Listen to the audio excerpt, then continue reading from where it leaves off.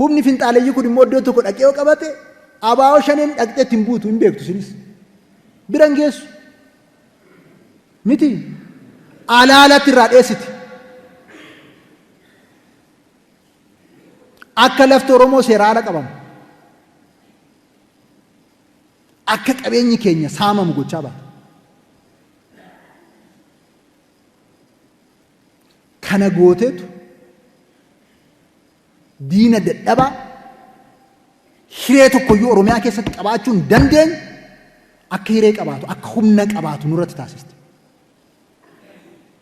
Salphina ammanan jedhamne akka uummata keenya irratti akka nurratti raawwatu taasiste. Nutu salphate. Nutu dhume.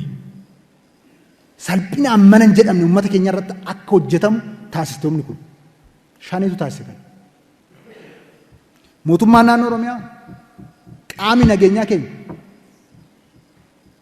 humnoota salphoo kana lachuu hin buqqisa uummata keenya irraa.